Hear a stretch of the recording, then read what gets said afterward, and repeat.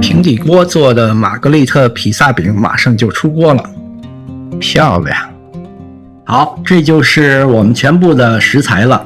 这有200克的中筋面粉，这是一般普通的披萨酱，大概小半杯吧。然后是马苏里拉 mozzarella 奶酪，一些9层塔。先来和面，这个面要和的比较软，所以用的水量呢是比较大。200克的面，我们这里用了140毫升的水，大概就是70%的比例。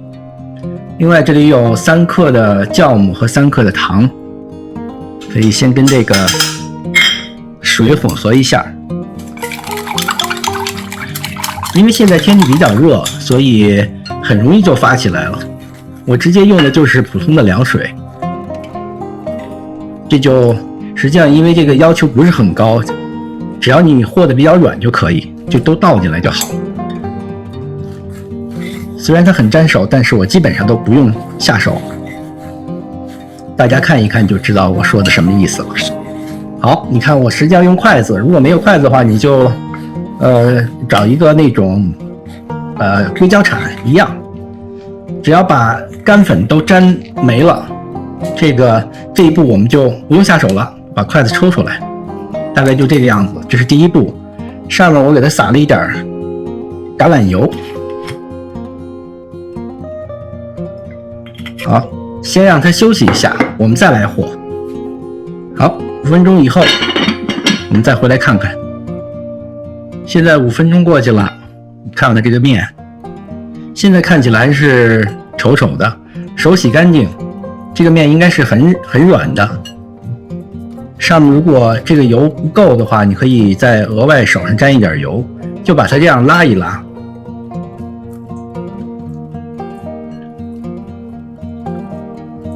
经过5分钟这个休息，这个面就已经开始有筋性了。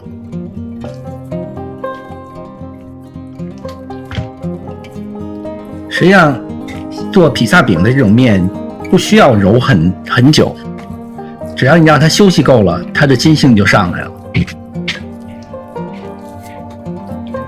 如果任何时候你觉得太粘手的话，手上可以去沾点油。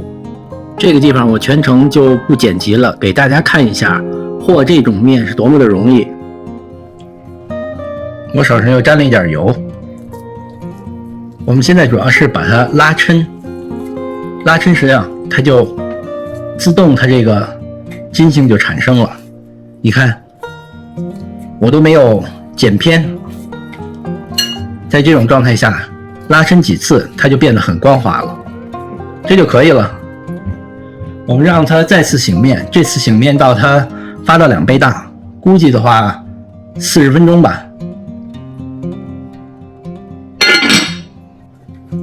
醒面这会儿功夫正好准备一下这个奶酪，你可以买那种现成的奶酪丝儿，不过我喜欢自己现刨的这种，刨起来很方便。我用的就是这种普通的马苏里拉 mozzarella， 一般的这种奶酪里面都有盐，另外那个披萨汁里面也会有盐，所以就做这个的时候就不要再额外加盐了。我这一大块比较大，我估计我刨一半就可以了。如果你不想刨丝的话，把它直接切成方块放在那个披萨上也是可以的。好，估计这么多差不多了。现在过去半个多小时了，看一下这面已经发起来了，2倍大了，我们可以进行下一步操作。准备一张烘焙纸，如果这烘焙纸不听话的话，就把它缠在一串，然后再打开，它就会变得很听话了。一样，咱们手上抹点油防粘，发好的面就直接把它倒在这张烘焙纸上，这个时候就别再揉它了，然后就直接把它整理成，因为我这锅是圆的，所以咱们就整理成圆形。你看这里面都好多气泡，说这面已经发得很好了。如果沾手的话，就手上再抹点油，把它推开就行了。推到你觉得跟自个儿家里的锅大小差不多。好，我们家锅大概就这么大。接下来就是涂上酱。我这个就是 Margherita 的披萨汁儿，里面的材料都肯定也是特别简单的。另外还有就是这个披萨是很简单，但你喜欢做一点复杂的，你可以用同样的方法。这冰箱里有什么你就可以用什么。再接下来就是咱们的奶酪，刚搓好丝儿的奶酪。另外，为什么这个披萨叫 Margherita？ 大家应该知道这个老故事吧？就是当年的玛格丽特皇后，因为喜欢这个披萨，另外发现它是红色、白色、绿色，正好是意大利国旗的颜色，所以就给它命名玛格丽特披萨。我们先摆一点罗勒，自己种这罗勒特别的香。都摆好了，就可以准备上锅烙了。好，我们现在开火热锅。这就是我平常炒菜的那口不锈钢锅。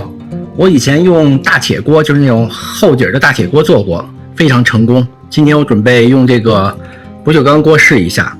这个锅的锅底也挺厚的。现在这锅的温度已经上来了，我就把整个的披萨直接这么搁上来，调整一下，这个大小正好跟这锅还挺 match 的。我们这时候可以从大火调到中火就可以了，因为这么烤法上面是没有热源的，所以我们给它盖上盖儿，先烤3分钟。3分钟过去了，看一下。用这个纸的好处就是你可以把它拉起来看一下底儿，你这底儿现在有点微微发黄了，还可以继续烙，所以这个披萨就相当于烙出来的披萨。我们再给它烙2分钟吧。还有一个需要注意的就是在做的过程中时不时要给它动一动，让它受热尽量均匀一点，或者正好有些纸露出来的，给它这样转动转动。而且现在可以看到这边边已经都成 cross 了，基本上就好了。现在是5分钟，我为了保险起见再多烙1分钟。6分钟了，出锅。做完披萨饼这锅稍微清理一下就可以了，所以清洁也非常的方便。出来了，蛮香的。再放点新的罗勒叶点缀一下，我们就可以开吃了。So pretty。吃之前再撒点黑胡椒，喜欢辣的还可以再撒点那种辣椒粉。稍微凉点了，可以试吃一下了。听下面这 crust 是脆的，虽然是平底锅烙的，但是啊，看这热气儿冒的。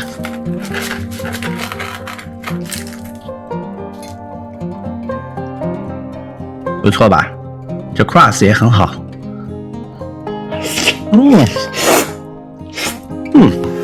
好吃啊！给大家看看，这后面脆脆的。这方法多简单，没有烤箱也可以在家里自个儿做。喜欢的朋友可以试一下。另外，喜欢我视频的朋友，请您订阅、点赞。谢谢您的观看，我们下次再见。Thanks for watching.